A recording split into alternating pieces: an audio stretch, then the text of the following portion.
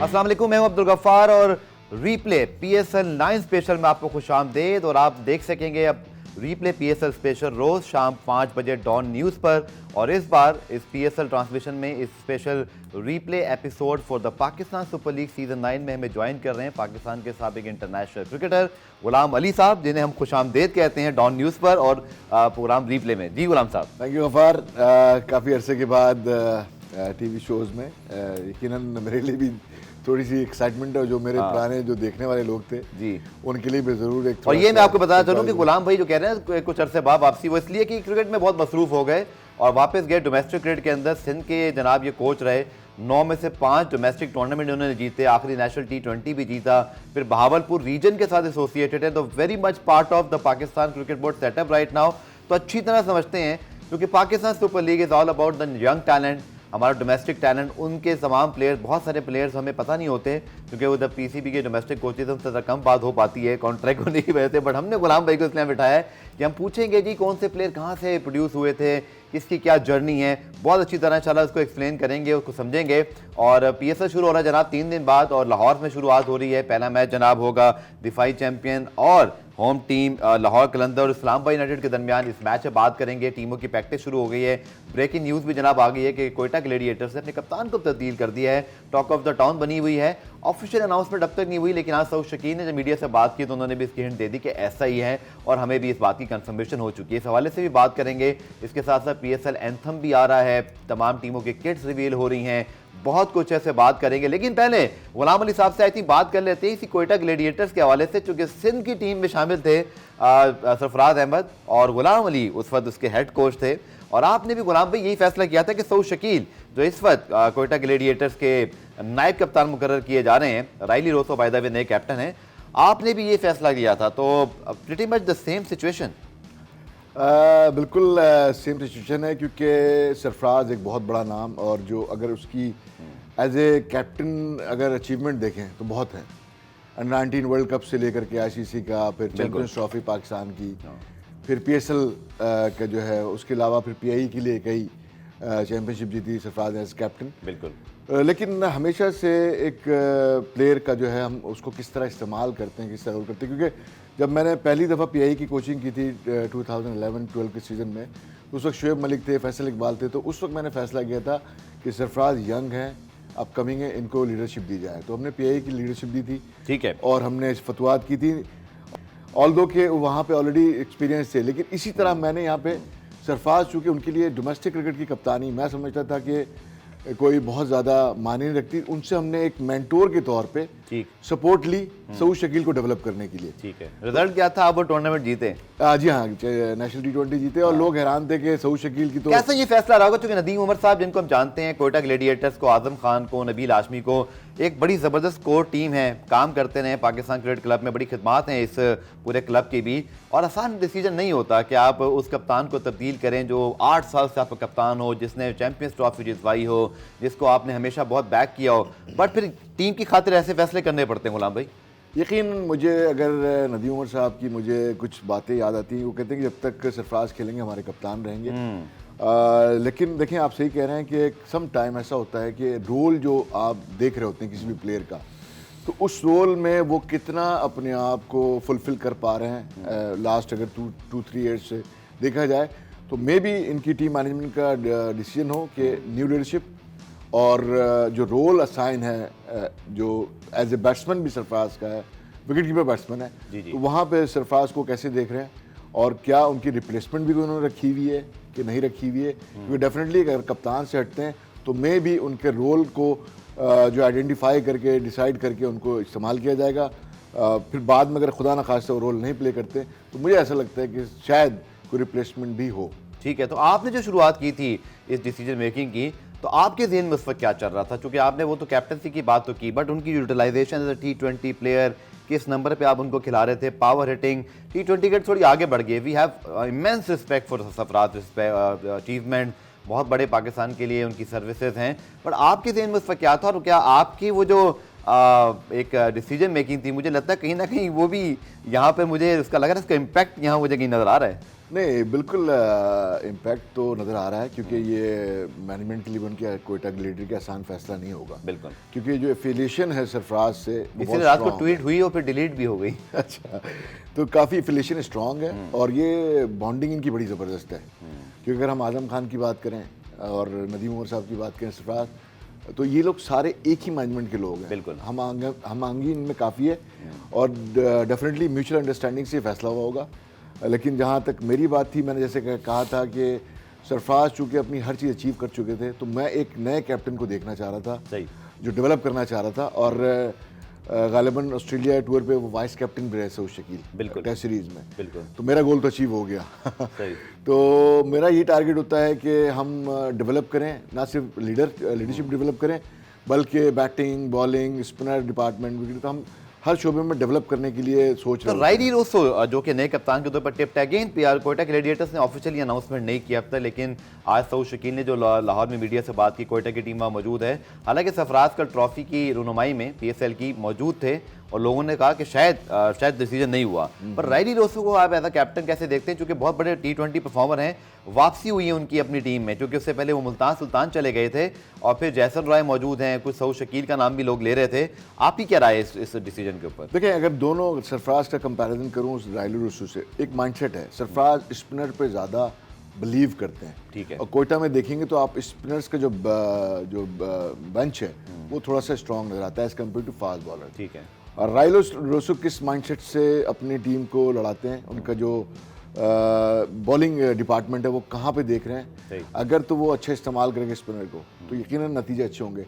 लेकिन मैं समझता हूँ कि सऊद शकील से जो हमने लीडरशिप करवाई थी, कप्तानी करवाई थी, ये ऑप्शन, और सऊद शकील को अगर रोल दें, क्योंकि वो डोमेस्टिक काफ़ी अच्छे से खेल रहे हैं। चल इस पे मैं मजीद आपसे बात करूंगा, पुरान में एक ब्रेक शामिल करते हैं, ब्रेक से जब वापस आएंगे तो फिर ओपनिंग मैच के हवाले से भी बात करेंगे, टीमों की तैयारी भी जारी है। मिलते हैं शॉर्ट कमर्शियल ब्रेक के बाद।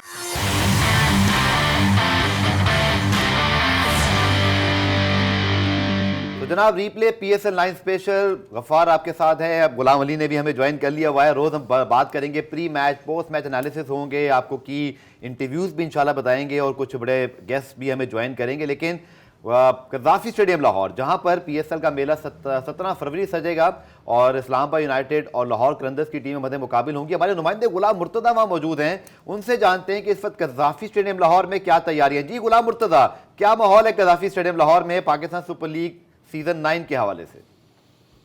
जी, पाकिस्तान सुपर लीग सीजन 9 के लिए कज़ाफ़ी स्टेडियम में तैयारी आ रही हैं।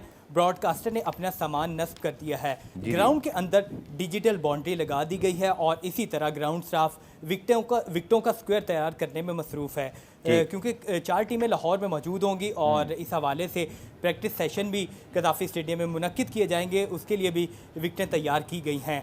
और साथ ही इफ्तिताई तकरीब, क्योंकि मैच 17 फरवरी को लाहौर कलंदर और इस्लामाबाद यूनाइटेड के दरमियान पहला मैच खेला जाएगा कज़ाफ़ी स्टेडियम में, तो पहले मैच से कबल इफ्तिताई तकरीब का इनेकाद भी कज़ाफ़ी स्टेडियम में किया जाएगा। उसके लिए स्टेज बनाया गया है और साथ ही कज़ाफ़ी स्टेडियम के मुख्तलिफ अतराफ़ में SMDs भी लगाई गई हैं, क्योंकि एक जानिब स्टेज बनाया गया और दूसरी जानिब SMDs के ज़रिए शायकीन क्रिकेट इफ्तिताई तकरीब देख सकेंगे।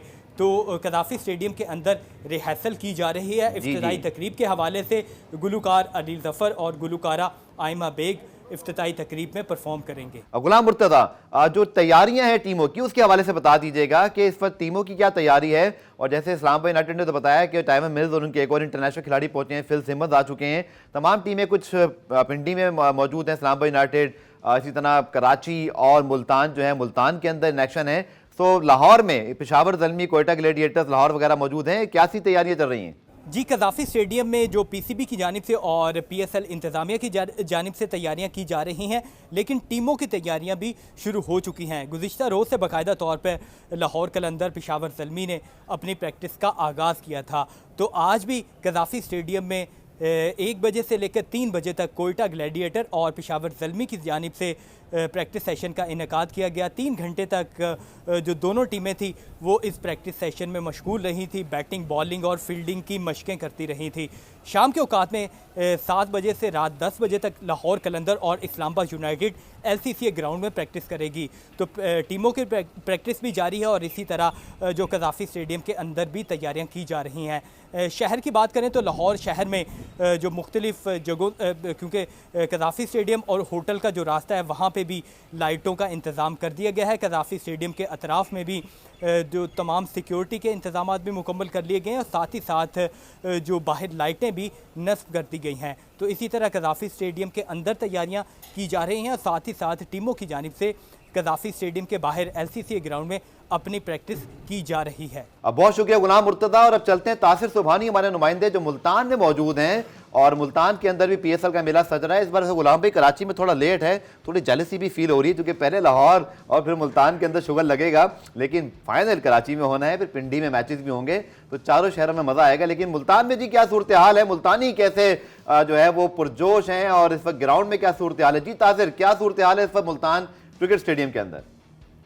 क्योंकि मुल्तान क्रिकेट स्टेडियम इस वक्त में हम मौजूद हैं और मुल्तान क्रिकेट स्टेडियम मुकम्मल तौर पर PSL 9 के लिए जो है वो तैयार है। और दूसरी जानब Multan Sultan home ground, Multan Sultan team भी जो है वो पिछले एक रोज से मुल्तान में मौजूद है। भरपूर प्रैक्टिस सेशन गुज़श्ता रोज भी किया है और आज से जो है वो कराची किंग जो है वो भी कराची मुल्तान पहुंच जाएगी और वो भी आज शाम जो है वो प्रैक्टिस सेशन में हिस्सा लेगी। अब मुल्तान में जो है वो PSL 9 के रंग जो है वो देखने को नजर आ रहे हैं। शहर में भी टीमों को जो है वो भरपूर तरीके से वेलकम किया गया है। पोस्टर्स, बैनर्स खिलाड़ियों के जो है वो लगाए गए हैं और मुल्तान सुल्तान का ये होम ग्राउंड है तो वो यहाँ पर मौजूद रहेगी और दीगर टीमें जो है वो मुल्तान आती रहेंगी जैसे जैसे उनका मैच होगा। तो मैं आपको बताऊं कि मुल्तान जो है वो अब मुकम्मल तौर पर स्टेडियम इस मैच के लिए PSL के 5 मैचों के लिए अब तैयार है। चलिए, बहुत शुक्रिया गुलाम मुर्तज़ा। तासिर सुबहानी से मजीद अपडेट लें। गुड टू सी गुलाम भाई के जो हमारे बाकी शहर हैं, बड़े शहरों के अलावा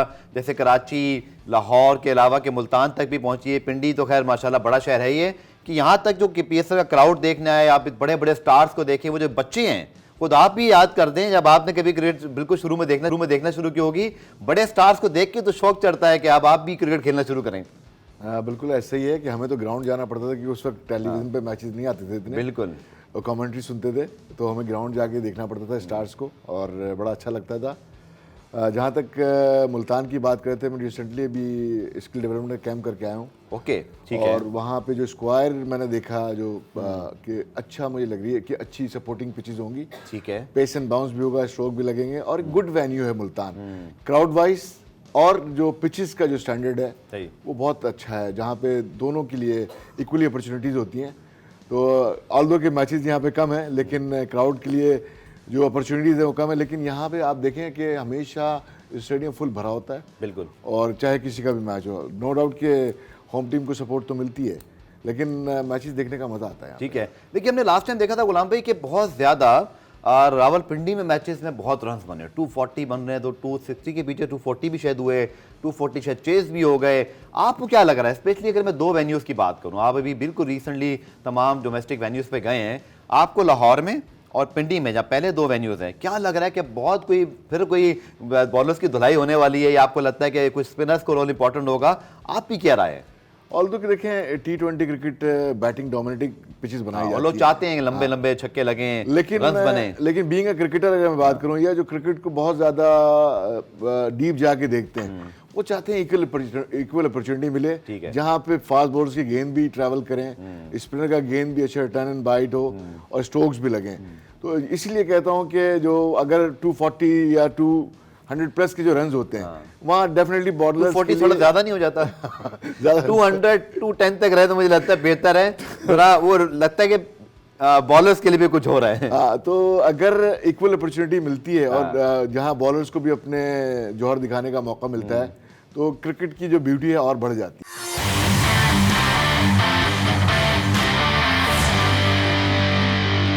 दोनों वेन्यूज को कैसे देखते हैं? अगर आपने लास्ट टाइम याद हो आपको, लाहौर में भी मैच रन बने थे लेकिन इतने ज़्यादा नहीं थे, फिर वहाँ थोड़ा सा फास्ट बॉलर्स को मदद मिलती है। मुझे याद है पेशावर ज़ल्मी और कुछ टीमों जिनके पास ज़्यादा फास्ट बॉलर्स थे वो थोड़ा एंजॉय कर रहे थे। पिंडी में तो जी दे मार 4.5, उधर तो छक्के चौके 240 भी कम पड़ गए तो 260 के पीछे भी 240 हो गए। इस बार भी आपको ऐसी वेन्यू लग रहा है वो? पिंडी में उमन अगर आप देखें ना, डोमेस्टिक जो टूर्नामेंट्स होते हैं या पीएसएल हुआ, अब तक रिकॉर्ड तो ये रहा है कि वहाँ पे बहुत हाई स्कोरिंग। ठीक। इसी तरह अगर हम गद्दाफी चले जाते हैं तो थोड़ा सा स्लो एंड टर्निंग को थोड़ी सपोर्ट 190 180 भी अच्छा टोटल बन जाता है जी। और मुल्तान आते हैं तो यहाँ पे सपोर्टिंग पिच नजर आती हैं आपको, इक्वल अपॉर्चुनिटीज आपको नजर आती हैं बैटर बैट्समैन के लिए, बॉलर्स के लिए। कराची सम टाइम आपको स्पिनर डोमिनेटिंग भी लगती है, बैटिंग भी लगती है, और एक पीएसएल में हमने देखा था पेस बॉलर को भी काफ़ी सपोर्ट कर रही है। बिल्कुल। तो ये डिपेंड करता है कि क्यूरेटर जो है वो क्या चाह रहे हैं या किस तरह के पिचेस, क्योंकि pace and bounce and strokes ये अट्रैक्ट करते हैं देखने वालों को। स्लो एंड स्लो पिचेस जो है वो थोड़ा सा चौके छक्के लग रहे हो इन शॉर्ट। हाँ। वो कहते हैं एंटरटेनमेंट होनी चाहिए, जिसका हम सब भी बड़ी बेचैनी से इंतजार कर रहे हैं। अच्छा गुलाम भी, अगर हम बात करते हैं ओवरऑल स्क्वाड्स की, जो इस बार 6 के 6 स्क्वाड बने हैं, अब तो ये हो गया है कि तमाम टीमें पीएसएल जीत चुकी हैं। लाहौर और जो पिंडी हैं वो 2-2 मरतबा। देखिए हमने देखा कि कराची और कोयटा ने स्ट्रगल किया है गुज़िश्ता 2 सीज़न से। कोयटा की हमने थोड़ी बात तो कर ली, कैप्टनसी की, बट उनका ओवरऑल अगर आप स्क्वाड जब देखते हैं, आपके सामने स्क्वाड मौजूद हैं। सबसे पहले कोयटा के बारे में बताएं कि एक तो शेन वॉटसन उनके हेड कोच बन गए, एक बहुत बड़ा चेंज। फिर उन्होंने नया कप्तान भी तकरीबन अब अनाउंस कर ही दिया है, और इसके साथ साथ उनके पास बहुत सारी तब्दीलियां भी हुई हैं। जैसे मुझे नोटेबली लग रहा है जैसे मोहम्मद वसीम भी आ गए, हसन रंगा शायद अभी 3-4 मैचेस के लिए अवेलेबल होंगे, लेकिन अगर आप देखें तो अबरार उनके पास मौजूद हैं। अबरार के साथ आपने काम किया, अबरार को आप लेकर आए, मुझे याद है मैंने फ़ोन किया था गुलाम भाई को, मुझे याद है कि अबरार के बारे में बताएं। ही टेल मी कि मैंने ग्रेड 2 में उसको कहा कि तुम थोड़ा सा टेस्ट क्रिकेट के ऊपर और रेड बॉल क्रिकेट पर, इस पर बात करेंगे। इसके साथ साथ मोहम्मद आमिर यहाँ मौजूद है, विल स्मिथ बहुत अच्छा, सऊद शकील एक राइजिंग स्टार हैं। अब यू थिंक कि इस बार कोयटा ग्लैडिएटर्स वाकई गुलाम भाई एक ग्रैंड कमबैक कर सकता है? बिकॉज इनके फैंस और कराची के फैंस बड़े मायूस हैं कि गुज़िश्ता 3 सीजन से ये दोनों प्ले ऑफ में नहीं पहुंचे हैं। देखिए अगर कॉम्बिनेशन देखें इनका तो ऑलमोस्ट राइली रसू वापस आए हैं। जी हाँ।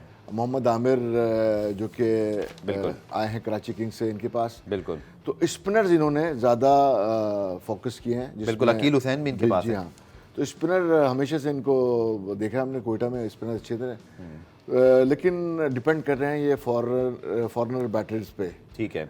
अगर आप खास तौर पे कहता है कलामी हसन रंगा के ऊपर मैं सुन रहा हूँ कि उनको को बहुत ज्यादा मैचों की एनओसी नहीं मिलेगा। अगर ऐसा होता है तो बहुत फर्क नहीं पड़ जाएगा। हसन रंगा will be the main spinner of them, मतलब एक बहुत बड़े प्लेयर हैं और बहुत इंपैक्ट प्लेयर हैं। आपका क्या ख्याल है? अगर 3-4 मैचेस के लिए हुए तो और पूरे सीजन के लिए होते, काफी फर्क है गुलाम भाई। बहुत फर्क है, मैं समझता हूँ, क्योंकि इस वक्त जिस तरह T20 क्रिकेट में वर्ल्ड में डोमिनेट कर रहे हैं, बिल्कुल, जहाँ भी थोड़ी सी इनको हेल्प मिलती है पिच से, तो वहाँ काफ़ी लीथल हो जाते हैं ये। तो अगर कम मैचेस मिलेंगे तो डेफिनेटली डैमेज करेगा। लेकिन यहाँ पे जैसे अकील हुसैन है, अबरार हैं, उसके अलावा उन्होंने सुफियान मुकीम एक बच्चे, सुफियान तो वहाँ गए हैं जी, बिल्कुल सुफियान यहाँ मुकीम बिल्कुल यहाँ मौजूद हैं। मेरे ख्याल में बाद में शायद पेशावर ज़ल्मी ने शायद इनको उठाया था। लेकिन इसमें बहुत बड़ी जो हेडलाइन है सर वो तो आपसे पूछनी है। नसीम शाह ट्रांसफर हो गए, नसीम शाह मौजूद थे और फिर वो गए, तो यहाँ जी वापसी हुई थी, आपको याद है, मोहम्मद वसीम को लिया और अबरार यहाँ वापस आए, तो 2 खिलाड़ी इस्लामाबाद से। नसीम शाह चले गए, ठीक है। आई थिंक आप भी डोमेस्टिक के कोच हैं, आपको पता है कि प्लेयर फ्रेंचाइज क्रिकेट में अपनी मर्जी से भी जाते हैं। जैसे इमाद वसीम ने चाहा कि मैं अब अपनी इस्लामाबाद से खेलना चाहता हूँ, कराची से बहुत खेल लिया, ठीक है, 6 की 6 टीमें हमारी अपनी हैं, बट कोयटा ने नसीम शाह को जाने दिया। Now that's a very big development. Blessing भी हो सकती है, क्योंकि नसीम शाह जैसे कि इंजरी से भी गुजरे हैं, बड़ी ठीक है ना, और अगर वो खुदा ना खास्ता फुली, लेकिन अगर आप इस्लामाबाद से अगर आपको विकेट उड़ाते हुए नजर आए तो फिर आप वो याद करेंगे कि ये कोयटा में क्यों नहीं थे। एक और अट्रैक्शन है इस्लामाबाद में, अगर आप देखें जी, नसीम शाह के उनके दोनों भाई भी जो है फास्ट बॉलर जी, शाह ब्रदर जो पूरे मौजूद है, तीनों अंडर 19 वर्ल्ड कप में अपने जौहर दिखा चुके हैं, बॉलिंग करके आए। और हुनैन जो है वो डोमेस्टिक में हमने देखा है कि T20 में और दूसरे फॉर्मेट में उन्होंने अच्छी बॉलिंग की है, ठीक है। तो तीनों भाई का जो है कॉम्बिनेशन भी नजर आएगा आपको इस्लामाबाद। आपको हैरानगी हुई थी जैसे नसीम शाह की ट्रेड पर? वैसे खिलाड़ी चाहे तो जा सकता है, लेकिन मैं सिर्फ कोयटा के हवाले से पूछ रहा हूँ, if you are a Quetta supporter, अगर आप इस वक्त कोयटा के सपोर्टर हैं, आप क्या सोच रहे हैं? नहीं, मैं इस वक्त देख रहा हूँ बहुत सारी टीमों में तब्दीलियां हुई हैं। जैसे आसिफ अली इस्लामाबाद का ब्रांड थे, बिल्कुल, वो पेशावर चले गए। कराची किंग्स इमाद वसीम चले गए, मोहम्मद आमिर चले गए, जो शुरू से चलते चले आ रहे थे। तो गुलाम भी वक्त बताएगा कि क्या कैसी तब्दीलियां थी ये। बिल्कुल बिल्कुल मुझे लेकिन लगता है कि नसीम शाह जितनी पीक पर हैं, जितना बड़ा वो डेवलपमेंट हो सकते हैं, शायद कोयटा को बड़ा क्रिकेट। देखें, ये भी मैं इसके साथ साथ कह रहा हूँ कि उन्होंने उनको दरियाफ्त किया, तो अब वो ये कहते हैं ना, जब फल देने का पेड़ का वक्त है, तो फिर शायद उनके पास उनको होना चाहिए था, लेकिन ये वक्त बताएगा। पुराने में ब्रेक शामिल करते हैं, ब्रेक से जब वापस आएंगे तो मैं गुलाम भाई से कराची किंग्स की बात करूंगा, चूंकि ये दूसरी टीम है जिनकी, क्योंकि पाकिस्तान का सबसे बड़ा शहर, सबसे बड़ी फ्रेंचाइज भी इसीलिए किसी को समझा जाता है, बट यहाँ भी बड़ी स्ट्रगल चल रही है 3-4 सालों से। क्या इस बार कुछ हो सकेगा, डिस्कस करते हैं शॉर्ट कमर्शियल ब्रेक।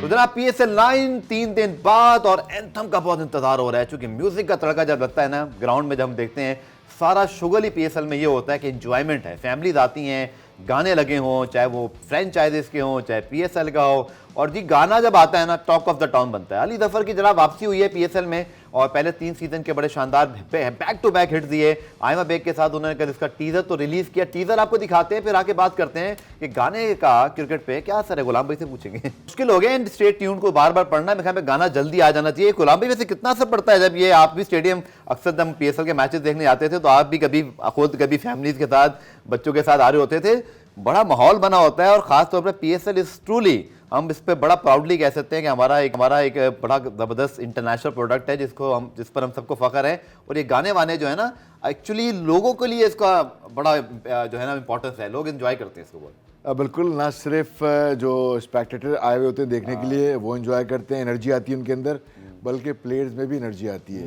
म्यूजिक का जो है एनर्जी से बड़ा लिंक्ड है। आजम खान का गिटार बहुत अच्छे बजाते हैं। तो और ज़्यादातर क्रिकेटर्स जो है वो म्यूजिक को पसंद भी करते हैं। सही। और एंथम अच्छा हो किसी भी इवेंट का तो वो और एनर्जी डालता है। जैसे मुझे तो डर लग रहा है कि जिस हर दफा एंथम आता है, मुझे तो हमेशा एंथम अच्छा लगता है क्योंकि मैं म्यूजिक लवर हूँ, लेकिन लोग कहते हैं जी अली जफर द पहला वाला जरा थी ना वो बड़ा चंगा सी। मुझे लग रहा है अली जफर को सुनना ना पड़ जाए कि नहीं आपने गाना बड़ा अच्छा बनाया, लेकिन पहले ऐसी बात नहीं है। तो वो अब लोगों को भी शायद ये समझना चाहिए कि पहला तो पहला था ना, वो कहते हैं ना पहला बच्चा भी जो है, एक बात होती है कि जी वो पहली औलाद क्या होती है। तो मेरे ख्याल में वो जो PSL आ रही थी, लॉन्चिंग हो रही थी, वो जो गाना था, आई थिंक लोगों को समझना चाहिए कि हर तरह के म्यूजिक को एंजॉय करें। मेरी ये राय, आपकी क्या राय है? बिल्कुल, अगर आप फ्लेवर चेंज नहीं करेंगे पहले ऐसा गाना तो बार बार नहीं बनेगा ना सर। मुझे याद है 93 साउथ अफ्रीका जब पाकिस्तान पहली दफ़ा गई थी तो मैं उस टीम का पार्ट था, तो वहाँ पे म्यूज़िक फर्स्ट टाइम मैंने ब्रेक में, और हाँ वहाँ तो बहुत ज़्यादा है। हाँ, तो आई गॉट द पावर की एक वो थी, तो वो पूरा क्राउड जो है उसको जो है ना शोर करता, एंजॉय करता था। तो हम भी एक्साइटेड रहते थे कि उससे जो है ना जब क्राउड वो करता था तो म्यूजिक जो है वो। चलें जी, म्यूजिक के ऊपर हम बहुत डिटेल बात करेंगे, एंथम शायद आज शाम तक आ जाएगा। और फिर पेशावर ज़ल्मी ने भी मैंने देखा कि उन्होंने डाला कि वो रहीम शाह को लेकर आए हैं, बस तो ज़रा उनका जो रीजनल एंथम है तो वंडरफुल चॉइस। रहीम शाह बड़े हमारे मारूफ गुलकार हैं और Peshawar Zalmi known for their branding, और हमारे पार्टनर्स भी हैं, तो इंशाल्लाह कल ज़रूर के हवाले से बात करेंगे। Now talk about the second team, क्योंकि आज हम 2 टीमों की ज़्यादा डिटेल बात कर रहे हैं, फिर हम आएंगे बाकी टीमों के प्रीवियस पर। कराची किंग्स, जहाँ हम रहते हैं, आप तो उन्हीं को सपोर्ट करते होंगे ना, कराची में रहते हैं आप। ओवरऑल कह रहा हूँ। देखिए वैसे तो मैं कराची का हूँ, लेकिन ओवरऑल मैं कोई भी अच्छी कॉम्बिनेशन वाली टीम हो ना, बड़ा डिप्लोमेटिक जवाब दे रहे हैं आज। हाँ, तो सियासत बड़ी हाई है ना, आपने भी डिप्लोमेटिक जवाब दिया, लेकिन चलिए इतना मजाक था। लेकिन बड़ी चेंजेस हुई जी यहाँ भी, क्योंकि अगर आप देखें तो फिल सिमंस आ गए हैं, इंटरनेशनल कोच हैं, वक्त से पहले भी आए। मुझे ये बात बहुत अच्छी लगी कि वो आखिरी दिन नहीं आए, वो 5 दिन पहले आ गए हैं, अपना टाइम ले रहे हैं। शान मसूद एक very decent choice for the captaincy, Pakistan के टेस्ट कप्तान भी हैं। फिर हमने देखा कि उनके पास जो है वो जेम्स विंस हैं, इसी तरह शुएब मलिक, तबरेज शमसी अगर वो अवेलेबल हैं, मीर हमज़ा, अखलाक। अच्छा, ये डोमेस्टिक नाम मुझे शो करने में इसलिए मज़ा आएगा कि आप सारे प्लेयर्स के साथ काम करके हैं। अखलाक को मैंने भी देखा कि KPL के अंदर भी इरफान खान है, नवाज जी आ गए हैं, पॉलार्ड थोड़ा पार्शली अनअवेलेबल हैं। कैसे देख रहे हैं गुलाम भाई, चूँकि ये बड़ा ज़रूरी है कि कराची की टीम कुछ तगड़ा करे, बिकॉज सबसे बड़ा शहर है, सबसे बड़ी फ्रेंचाइज है। अगर ये अच्छा करेंगे तो लीग भी लिफ्ट हो जाती है, बट ऐसा हो नहीं रहा 3-4 सालों से। देखिए बड़ा डिसअपॉइंटेड रहा है जो। क्या आपको क्या वजह नजर आती है? मैं समझता हूँ कि सम टाइम आप प्लेयर्स तो ले लेते हैं, लेकिन उसका जो कॉम्बिनेशन बनना चाहिए वो नहीं बन पाता, जो क्लिक कर जाए। तो इस दफ़ा भी मुझे लग नहीं रहा है कि ऐसा कॉम्बिनेशन नज़र आ रहा है मुझे। अच्छा, कि हम यकीनी कह सकें कि भाई एक डिपार्टमेंट तो कम से कम इनका स्ट्रॉन्ग है। इमाद वसीम और मोहम्मद आमिर यहाँ से चले गए, जो इनकी कोर टीम थी। बिल्कुल, ये भी बड़ा दिलचस्प है। देखें new captain Shan Masood, new head coach, जिन्होंने वर्ल्ड T20 जितवाया था, तो यहाँ पे जो इनका मुझे थोड़ा सा लग रहा है कि जो बैटिंग पावर प्ले है उसमें थोड़ा सा क्या कॉम्बिनेशन होगा, इश्यूज आ सकते हैं। इसी तरह फास्ट बॉलर जो हैं वो पेस बैटरी में कहूँ तो थोड़े स्किल्स वाले रखे हुए, लेकिन कोई जिसे कहते हैं एक्सप्रेस? एक्सप्रेस नजर नहीं आ रहा कोई इनके। हसन अली हालांकि यहाँ पर आए हैं उनकी जगह। हाँ, मैंने कहा स्किल्स वाले मीर हमजा हैं, हसन अली हैं जो ठीक बॉल है। को मूव कराना। जेम्स विंस भी बड़ी अच्छी फॉर्म में है, शम्सी इंटरनेशनल स्टार है, इरफात मिनाज। अब इनके जो यंग लड़के हैं, मैं चाहूंगा चूंकि शायद ऐसा भी होता है, क्योंकि अब हैदर अजहर भी यहाँ पर आए, आपको पता है, जो मुल्तान सुल्तान में से बड़ी कामयाब उन्होंने फ्रेंचाइज चलाई, अब वो कराची किंग के साथ वाबस्ता हैं। अब आप देखें, मुझे ज़रूर बताइएगा, ये जो इरफान खान है, मोहम्मद आमिर खान है, अनवर अली के साथ तो आपने बहुत काम किया है, इरफात मिनाज हैं, इस तरह सिराजुद्दीन हैं, साद बेग जिनको आपने बहुत ज़्यादा जो है वो, मुझे अभी आप स्टोरी बता रहे थे अंडर 19 में वो कप्तान भी हैं, जाहिद महमूद हैं, मोहम्मद रोहित हैं, इसी तरह अगर ऊपर हम देखें तो इनके पास फिर शुएब मलिक भी हैं। पाकिस्तानी प्लेयर्स को आपसे बेहतर कोई नहीं जानता, मैं तो इतनी ज़्यादा मालूमात नहीं रखता यंग प्लेयर्स के बारे में, किसमें पोटेंशियल दिखाई दे रहा है, कुछ छुपा रुस्तम हो सकता है इस टीम में? इसमें अरफात मिनहास जो कि ऑलराउंडर ऑलराउंडर है, है। लेफ्ट आर्म स्पिनर बैट्समैन है, इमर्जिंग में अच्छी साइनिंग में कहूँगा इनको। ठीक है। और इसी तरह आमिर खान है जो फास्ट बॉलर हैं। सवात वाले जी हाँ, जो लेकिन खेले हैं ये जो इस जलमी वक्त, से भी खेले थे। हाँ लेकिन इस वक्त ये खेले हैं लाहौर से, लाहौर से। ठीक है। और नई बॉल बहुत अच्छा करते हैं ये। ठीक है। उसके अलावा जाहिद महमूद जो कि काफ़ी अर्से से खेल रहे हैं, टेस्ट भी खेल गए हैं। ठीक है। तो ये वो नो नेम हैं जो डोमेस्टिक में जिनको मैं देख रहा हूँ। और इसके अलावा आपका अनवर अली यहाँ आए हैं। अनवर अली जो है साद बेग का, जैसे आपने कहा कि साद बेग का चूँकि विकेट कीपर बैटर हैं, ठीक तो इनके पास अखलाक भी हैं, विकेट कीपर हैं। उसके अलावा न्यूजीलैंड के टिम जो है साइफर्ड इनके पास हैं, तो जेम्स विंस हैं। साद बेग को किस तरह यूज़ कर सकेंगे नहीं कर सकेंगे। Shan Masood being a Pakistan current test captain and Shoaib Malik being the veteran of the T20, ये दोनों अब एक ऐसे फिगर हैं इस ड्रेसिंग रूम में। गुलाम भाई चूँकि अब आप कोच हैं, आप समझते हैं कि इन दोनों का बड़ा इक्वल रोल होगा? शुएब मलिक को मैंने देखा कि बहुत अरसे से उन्होंने जिम्मेदारियाँ लेना छोड़ दी हैं, बट वो हमेशा टीम मैन के तौर पर होते हैं, परफॉर्मेंस उनका हर साल एक जैसा ही होता है, वो अच्छी परफॉर्मेंस दे रहे हैं। मुझे लगता है कि इन दोनों को बहुत बड़ा रोल प्ले करना पड़ेगा, क्योंकि जैसे आपने बिल्कुल ठीक निशानदेही की, 11 मुझे कोई बहुत क्लियर कट नज़र नहीं आ रही। लगता है कि सीज़न के अंदर ही कोई स्पार्क ढूंढना है। आप एग्री करते हैं इस बात से? बिल्कुल सही कह रहे हैं, क्योंकि जब टूर्नामेंट का आगाज़ होगा, जो इनके माइंड में कॉम्बिनेशन है, अगर वो क्लिक करते हैं, सही। तो वैसे ऑन पेपर देखूं मैं तो अभी थोड़ा सा मुझे कमियां नज़र आ रही हैं। ठीक है। ठीक है ना। लेकिन जैसे कि आपने शुएब मलिक और शान मसूद की बात की थी, कि शान मसूद की जो एक अच्छी चीज़ है ना, वो स्पेस देते हैं। बिल्कुल। तो शुएब मलिक का इन्वॉल्व होने का ज़्यादा चांसेस हैं कि जब स्पेस मिलेगी तो मलिक अपना रोल प्ले कर सकेंगे, ठीक क्योंकि है। मलिक आपको पता है कि अच्छे कप्तान रह चुके हैं पाकिस्तान के, बिल्कुल। ख़ासतौर पर T20 फॉर्मेट में। तो ये कॉम्बिनेशन अच्छा रहेगा। पीछे वसीम अकरम बैठे होंगे, बिल्कुल बिल्कुल, उनके प्रेसिडेंट जी। तो ये एक कॉम्बिनेशन मुझे अच्छा लग रहा है कि ये तीनों अंडरस्टैंडिंग से चल सकते हैं। मुझे लगता है फाइनली उठ जाना चाहिए इस टीम को अब। और यहाँ भी तब्दीलियां हुई हैं, मुझे लगता है बस हो गई थी कोयटा की और कराची की, नहीं, तो कराची तब्दीलियां कर दी दोनों ने। देखिए कराची एक बहुत बड़ा शहर है, हाँ। और फैन फॉलोइंग भी कराची की बहुत है। बिल्कुल जी बिल्कुल। और कराची कराची में के फाइनल लोग- भी है, प्लेऑफ भी है, तो कराची वालों इस बार आपने अच्छा करना है, क्योंकि प्लेऑफ आपके शहर में हो रहा है, तो बहुत बुरा हो जाएगा कि अगर आपकी टीम ही प्लेऑफ में ना पहुंचे ना हो। आखिरी सवाल, जो कि गुलाम भाई को साथ बिठाने का एक बड़ा मजा ये आ रहा है कि डोमेस्टिक क्रिकेट पूरी फॉलो करके आ रहे हैं, उसके साथ एसोसिएटेड हैं, हर यंग बच्चे को जानते हैं, जिनका शायद हमें भी नहीं पता। गुलाम भी 6 की 6 टीमें जो आपने देखी हैं, कोई ऐसा छुपा रुस्तम ऐसा बच्चा, जैसे ख्वाजा नाफे की बात हो रही है, आज मैं PCB का प्रेस रिलीज देख रहा था जिसमें उन्होंने कुछ ऐसे लड़कों का जिक्र किया है कि जो ना पोटेंशियल स्टार हो सकते हैं, उनके नाम उन्होंने दिए हैं। आप तो सबको फॉलो करते हैं, जैसे शहजाद पेशावर ज़ल्मी में जो फास्ट बॉलर पिक हुए, साद बेग, कौन से ऐसे बच्चे आपको दिखाई दे रहे हैं अंडर 19 वाले, इमर्जिंग वाले, जो आप समझते हैं कि अभी तो भाई कोई नहीं जानता है इनको, बट जैसी लीग होगी तो जैसे एक ज़माने में शादाब खान हीरो बन गए थे, हसन अली एक साल बाद हीरो बन गए, किस बच्चे में आपको, इन 6 बच्चों में आपका जो एक्सपीरियंस है? ज़्यादातर जो पिक हुए ना इमर्जिंग में या नए प्लेयर, वो फास्ट बॉलर पिक हुए हैं। ठीक है। तो इसमें जो है आमिर के जैसे मैंने बताया, ठीक है। आदिल नाज एक पिक किया कॉटन ने, ओके। इसी तरह अरफात मिनहाज कैसे मैंने कहा 19 का। ठीक है। इसी तरह मैं देख रहा हूँ कि कुछ लड़के जो इस्लामाबाद में गए हैं, लाइक कासिम अकरम गए जो काफ़ी अच्छे से खेल रहे हैं। ठीक है ना। इसी तरह फैसल अकरम के ऊपर बड़ा जी ओली हैदर तरीन अली। बहुत बोलते हैं मैं इनको सिर्फ लेके नहीं आया, मैंने खिलाना है, क्योंकि वो अब तक PSL में चमके नहीं। आप भी समझते हैं कि जितना शायद उनको पहले मौका मिल जाना चाहिए था, और चाइना में सर जी हमारे पास कोई है नहीं।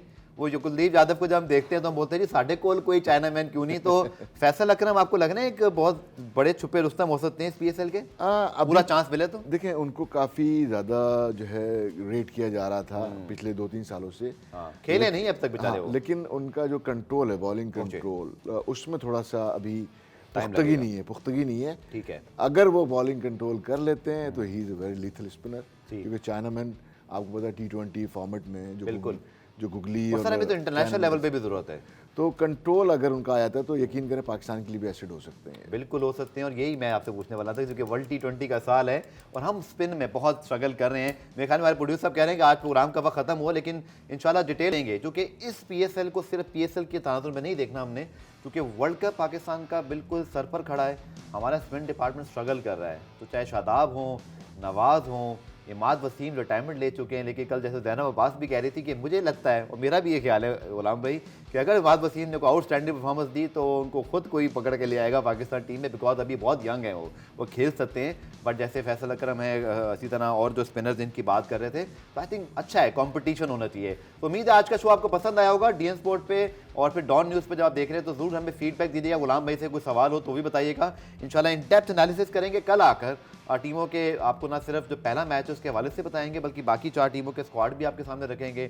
स्ट्रेंथ और वीकनेस पे बात करेंगे जी, किसके पास केड़ा तगड़ा प्लेयर है। और फिर फॉरेन प्लेयर थी, ये बहुत इंपॉर्टेंट कैटेगरी है, क्योंकि जिसका फॉरेन प्लेयर ज़्यादा देर के लिए आता है ना, वो धूम मचा देता है। और जैसे जैसे मैंने हसन रंगा की बात की, मुझे फिर कोयटा के लिए प्रॉब्लम नज़र आ रही है कि अगर वो 3-4 मैच के लिए आ रहे हैं तो शायद ये कोई अच्छी खबर नहीं है कॉम्बिनेशन के लिए। लेकिन बहरहाल लेट्स सी क्या होता है। Very early days for the PSL 9। मुझे गुलाम अली को आज के शो से इजाज़त दीजिए, कल आपसे दोबारा मुलाकात होगी, तब तक के लिए अल्लाह हाफ़िज़।